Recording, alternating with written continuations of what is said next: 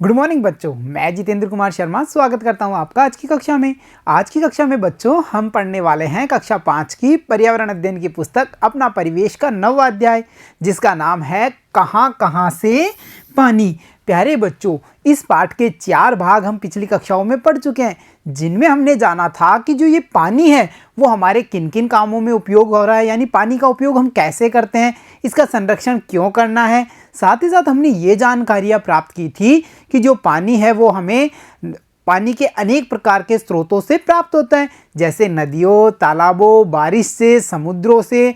और साथ ही साथ बच्चों हमने ये भी जानकारी प्राप्त की थी कि पानी के जो विभिन्न प्रकार के स्रोत हैं वो कई कलात्मक स्रोत भी हैं, जैसे कुएं, बावड़ियाँ, जिनका निर्माण प्राचीन समय में कराया गया था और आज ये एक स्थापत्य कला के बेजोड़ नमूने के रूप में हम इन्हें देख सकते हैं। तो बच्चों पाठ को आगे बढ़ाते हैं और जानते हैं कि जो ये पानी है वो हमें कहाँ कहाँ से प्राप्त होता है। तो बच्चों आज के इस भाग में हम चर्चा करने वाले हैं बड़े बांध के बारे में, यानी जो बड़े बड़े बांध हैं उनसे भी हमें पेयजल और सिंचाई के लिए पानी उपलब्ध होता है। ये बांध क्या होते हैं, इनके और क्या क्या उपयोग हैं, इन सभी के बारे में आज के इस अध्याय में हम चर्चा करेंगे। तो देखो बच्चों, बड़े बांध। समय के साथ बढ़ती जनसंख्या के लिए पानी की आवश्यकता की पूर्ति हेतु नदियों पर बड़े बांध बनाए जाने लगे हैं। यानी बच्चों आपको पता है हमारे विश्व की या भारत की जो जनसंख्या है वो दिन प्रतिदिन बढ़ते जा रही है, यानी लोगों की जो जनसंख्या है वो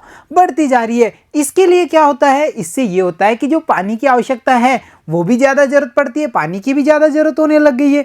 इसलिए बच्चों समय के साथ बढ़ती जनसंख्या के लिए जो पानी की आवश्यकता है उसकी पूर्ति करने के लिए नदियों पर बड़े बड़े बांध बनाए जाने लगे हैं। यानी हमसे कोई पूछे कि बांध क्यों बनाए जाने लगे तो हम क्या कह सकते हैं, हम ये कह सकते हैं कि बांधों का निर्माण जो बढ़ती जनसंख्या है उसकी पानी की आवश्यकता को पूरा करने के लिए किया जाता है। जैसे उदाहरण के लिए देखिए, बांसवाड़ा में माही नदी पर और कोटा में चंबल नदी पर बांध बनाए गए हैं। बच्चों ये 2 एग्जाम्पल हैं बांधों के, जिनमें हमें पता चला कि राजस्थान के जिले बांसवाड़ा में माही नदी पर और दूसरे जिले कोटा में चंबल नदी पर बांध बनाए गए। और यहाँ इमेज में हम देख पा रहे हैं माही नदी पर बने हुए बांध को। प्यारे बच्चों जब इस इमेज को हम ध्यान से देखते हैं तो हमें पता चलता है कि यहाँ पर जो नदी का पानी है, ये वाला देखो, ये है पूरी नदी का पानी। इसको रोकने के लिए एक दीवार नुमा संरचना, ये वाली दिख रही है ना, ये एक दीवार नुमा संरचना बनाई गई है, इसी को हम बांध कहते हैं। अब बच्चों यहाँ पे आप देख पा रहे हैं इस बांध के अनेक सारे गेट या दरवाजे। ये क्यों बनाए जाते हैं, जब पानी का स्तर बांध में ज़्यादा हो जाता है तो अतिरिक्त पानी को इन्हीं गेट के माध्यम से बाहर निकाल दिया जाता है। तो बच्चों इस पानी का क्या उपयोग होगा, देखो हम कह सकते हैं कि ये विद्युत उत्पादन के साथ साथ सिंचाई और पेयजल के स्रोत के रूप में काम आते हैं। तो बच्चों हमें ये पता चला कि जो बांध हैं वो सिंचाई के काम में भी आते हैं, या सिंचाई के लिए भी बांधों का निर्माण किया जाता है, या फिर पेयजल की सुविधा के लिए भी और विद्युत उत्पादन के लिए। अब बांधों से बिजली कैसे बनाई जाएगी वो देखिए बच्चों, बांध से बिजली बनाने का तरीका आप उच्च कक्षाओं में जानेंगे।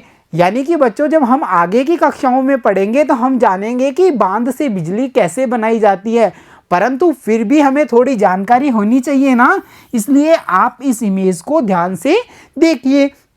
यहाँ पे बच्चों इमेज को हम ध्यान से देखते हैं तो हमें पता चलता है ये है हमारा जलाशय, या हम कह सकते हैं ये है हमारा बांध का पानी। और यहाँ पे बच्चों ये है बांध का गेट, देखा था ना हमने बांध के दरवाजे। अब बच्चों जो बांध के गेट से पानी को छोड़ा जाएगा, यहाँ पे हम देख पा रहे हैं ये बांध के गेट से पानी बड़े प्रवाह से निकलता है और बहते हुए पानी या गिरते हुए पानी के नीचे एक मशीन लगाई जाती है जिसका नाम है टरबाइन मशीन। और इस टरबाइन मशीन में घूमने के कारण बच्चों विद्युत का निर्माण होता है और फिर ये निर्मित विद्युत को पावर लाइन की सहायता से पावर स्टेशन पे पहुंचा दिया जाता है और बनने वाली बिजली का हम उपयोग कर सकते हैं। तो देखा बच्चों आपने कि कैसे बांध के पानी के द्वारा विद्युत का उत्पादन किया जाता है। इसके साथ साथ ये भी हमें पता होना चाहिए कि बांधों के जल का उपयोग हम सिंचाई में करते हैं और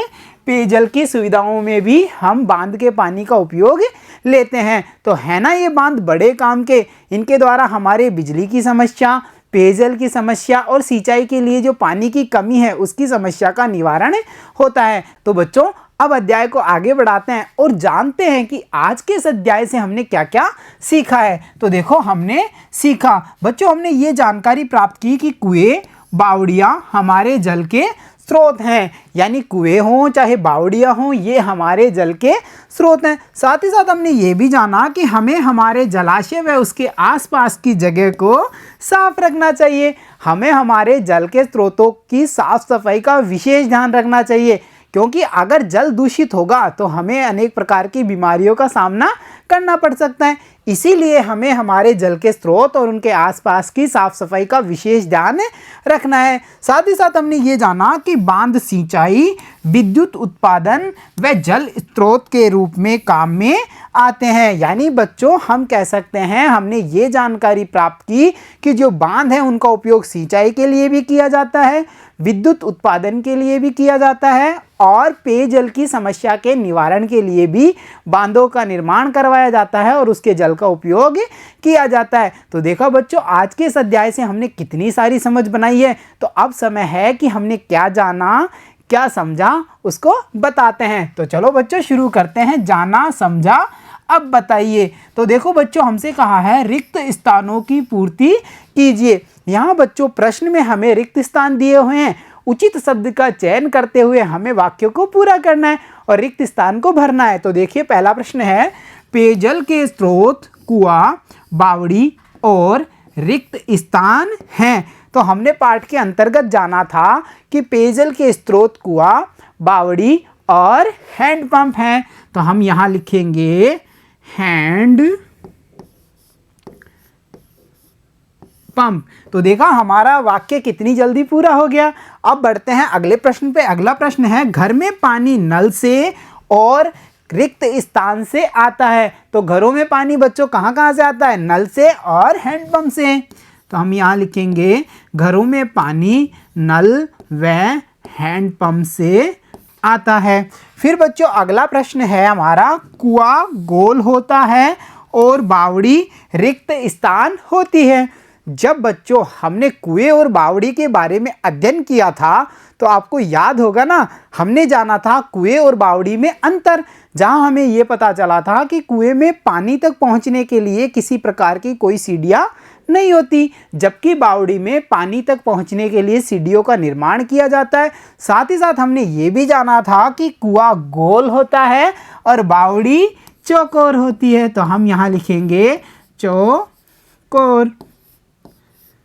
तो देखा हमने उचित शब्द का चयन करते हुए रिक्त स्थान की पूर्ति कर दी। तो चलो बच्चों अगला प्रश्न देखते हैं। अगला प्रश्न है पानी छानकर, उबालकर और रिक्त स्थान से साफ करते हैं। यानी बच्चों यहाँ वाक्य को पढ़ने पर हमें ये समझ में आ रहा है कि इस वाक्य में हमसे पूछा है कि पानी को साफ करने के तरीके। तो हमने जब अध्याय का अध्ययन किया था तो हमने जाने थे पानी को साफ करने के विभिन्न तरीके।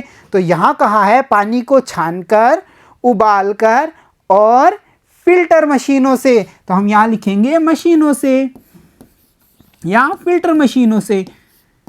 तो हमने लिखा पानी को मशीनों से साफ करते हैं। तो देखा बच्चों कितनी आसानी से हमने प्राप्त ज्ञान के आधार पर इन रिक्त स्थानों की पूर्ति करके इतने सारे प्रश्नों को हल किया है। तो प्यारे बच्चों अब समय है आज के अध्याय की शिक्षा का। तो देखते हैं आज के अध्याय की शिक्षा। और हमारी शिक्षा है सार्वजनिक जल स्रोत राष्ट्रीय धरोहर हैं, इनका हम संरक्षण करें।